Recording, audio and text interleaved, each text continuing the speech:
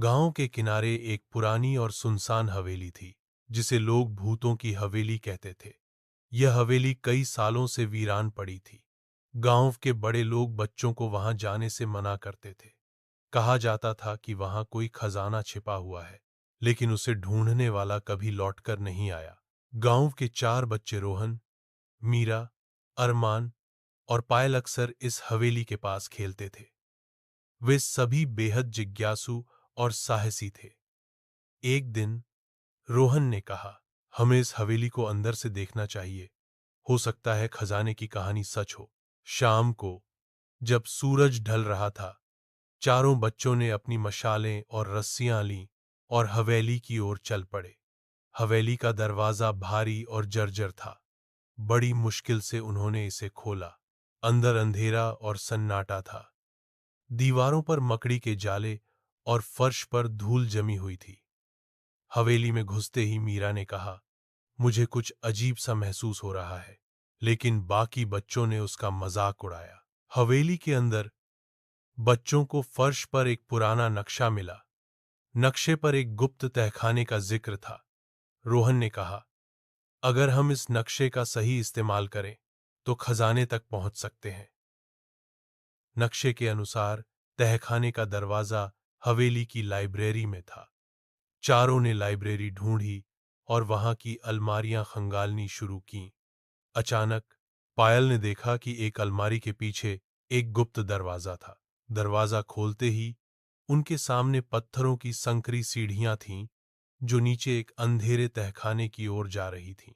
चारों ने अपनी मशालें जलाईं और धीरे धीरे नीचे उतरने लगे।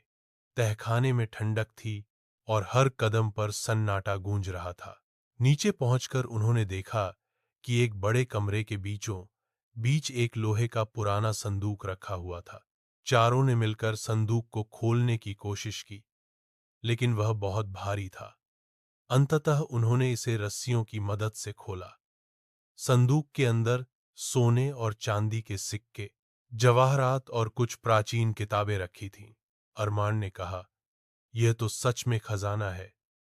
मीरा ने कहा, लेकिन हमें इसे कैसे ले जाना चाहिए और क्या हमें इसे अपने पास रखना चाहिए?